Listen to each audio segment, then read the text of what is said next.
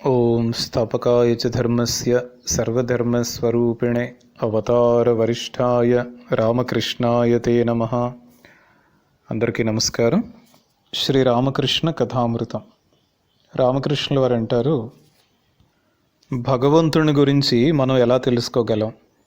నేను కూడా ఒక్కోసారి ఆయన్ను మంచివాడని, మరోసారి చెడ్డవాడని భావిస్తూ ఉంటాను. భగవంతుడే మనల్ని మహామాయలో ఉంచాడు. కొన్ని సమయాల్లో మనల్ని జాగృతం చేస్తాడు, కొన్ని సమయాల్లో అజ్ఞానంలో ముంచివేస్తాడు. ఒక్క క్షణం అజ్ఞానం తొలగిపోతుంది, మళ్ళా ఆవరిస్తుంది. అదే విధంగా అంటే పాచితో మూసుకుపోయిన కొలనులో రాయి విసిరినట్లయితే కొంత నీటిని మనం చూసే అవకాశం ఉంటుంది. అయితే మళ్ళీ కాసేపట్లోనే మళ్ళీ ఆ పాచి కదులుతూ వచ్చి ఆ కొద్దిపాటి నీటిని కూడా మూసివేస్తుంది. దేహబుద్ధి ఉన్నంత వరకే ఈ సుఖదుఖాలు, జనన మరణాలు, రోగశోకాలు ఇవన్నీ కూడా ఉంటాయి. ఇవన్నీ కూడా దేహానికి సంబంధించినవి, ఆత్మకు కాదు. ఆత్మజ్ఞానం పొందిన తర్వాత ఈ సుఖదుఖాలు, జనన మరణాలు ఇవన్నీ కూడా స్వప్నంలాగా అనిపిస్తూ ఉంటాయి.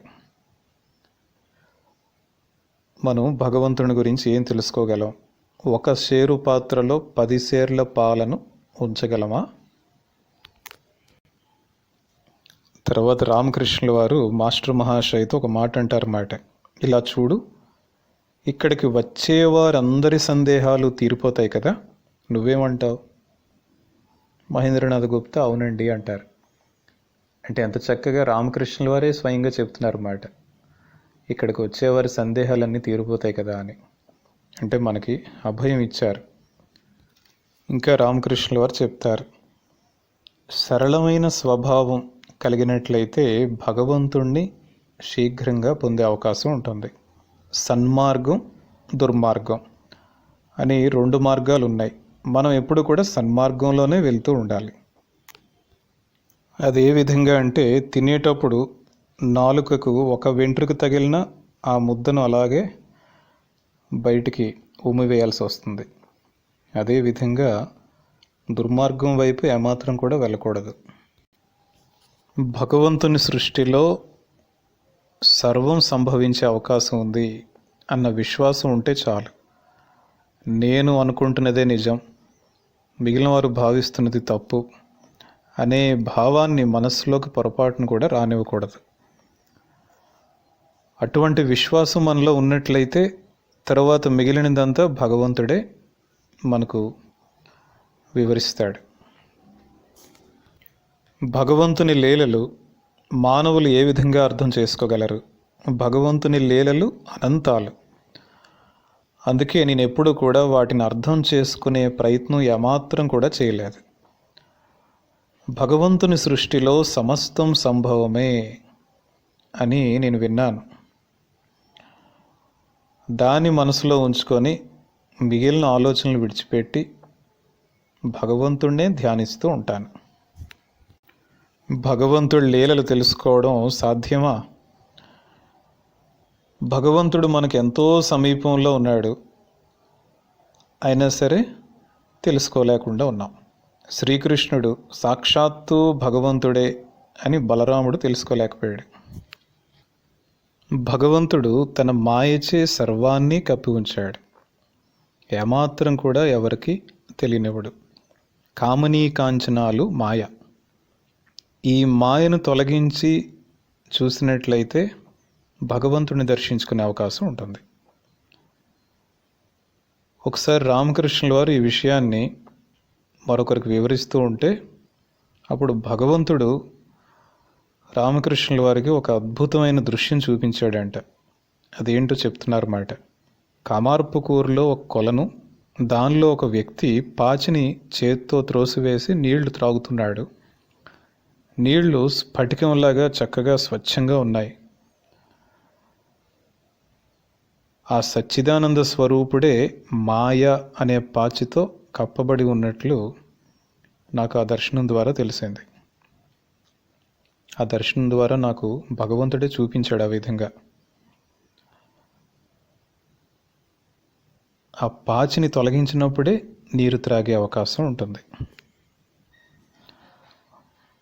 మరొకసారి మరొక దర్శనం కలిగింది. ఒకసారి సరుగుడు తోపుకి వెళ్తూ ఉంటే అప్పుడు ఏ విధంగా కనిపించింది అంటే, ఒక గది తలుపు మూసి ఉన్నట్లుగా ఒక దృశ్యం కనిపించింది. ఆ గదిలో ఏముందో మాత్రం చూడలేకపోయాను. ఒక కత్తితో తలుపుకు రంధ్రం పెట్టి ప్రయత్నించాను, కానీ రంధ్రం పెట్టలేకపోతున్నాను. అదొక వైపు ప్రయత్నిస్తూ ఉంటే మరొక వైపు దానిపైన ఆ మట్టి అది పడి దాన్ని మూసివేయసాగింది. తరువాత ఒక పెద్ద రంధ్రం అయ్యింది. అంటే ఇదంతా కూడా వారికి కలిగిన దృశ్యం గురించి చెప్తున్నారన్నమాట. అంటే మాయ ఏ విధంగా ఆవరిస్తుందో అన్నది ఒక దృశ్య రూపంలో కనిపించినట్లు మాట. భగవంతుని చైతన్యం మూలంగానే ఈ జగత్తు చైతన్యమయం అవుతుంది. చిరుచేపల్లో కూడా ఆ చైతన్యమే కదలాడుతూ ఉన్నట్లు కొన్ని సమయాల్లో చూస్తూ ఉంటాను. వర్షాకాలంలో నేల నీటిలో ఊరి ఉన్నట్లుగా ఈ జగత్తు చైతన్యంలో ఊరి ఉన్నట్లుగా కొన్ని సందర్భాల్లో చూస్తాను. నేను ఇటువంటివి ఎన్నో దృశ్యాలు చూస్తూ ఉంటాను. అయినప్పటికీ కూడా నాకు ఏమాత్రం కూడా అహంకారం కలగదు. కొన్ని సమయాల్లో అనుకుంటూ ఉంటాను, నాకు ఏం తెలుసునని ఇక్కడికి ఇంతమంది వస్తున్నారు. వైష్ణవ్ చరణ్ గొప్ప పండితుడు. అతడు నాతో, మీరు చెబుతూ ఉన్నవన్నీ శాస్త్రాల్లో ఉన్నాయి, అయినప్పటికీ కూడా మీ వద్దకు ఎందుకు వస్తున్నానో తెలుసా? వాటిని మీ ముఖత వినడానికి అని అంటూ ఉండేవాడు. ఈ మాయా నిర్మితమైన జీవ జగత్తుకు అతీతంగా వెళ్ళినప్పుడే నిత్యాన్ని చేరుకునే అవకాశం ఉంటుంది. రామకృష్ణుల వారు ఒక సందర్భంలో యదు మల్లిక్తో అంటారన్నమాట. అప్పుడు యదు మల్లిక్ చండీ పారాయణకి ఏర్పాటు అది చేస్తామని రామకృష్ణుల వారికి వాగ్దానం చేశాడంట. అయితే చాలా రోజులు గడిచినప్పటికి కూడా ఆ వాగ్దానాన్ని ఇంకా నిలబెట్టుకోలేదు. అప్పుడు రామకృష్ణుల వారు అంటారన్నమాట, ఏమయ్యా ఈ చండీ పారాయణ సంగతి ఏమైంది? అప్పుడు యదు మల్లిక్ అంటారు, అనేక పనులండి, ఎన్నో పనులు, అందుచేత ఇప్పటి వరకు కూడా ఏర్పాటు చేయలేకపోయాను. రామకృష్ణుల వారు అంటారు, అదెలా అవుతుంది?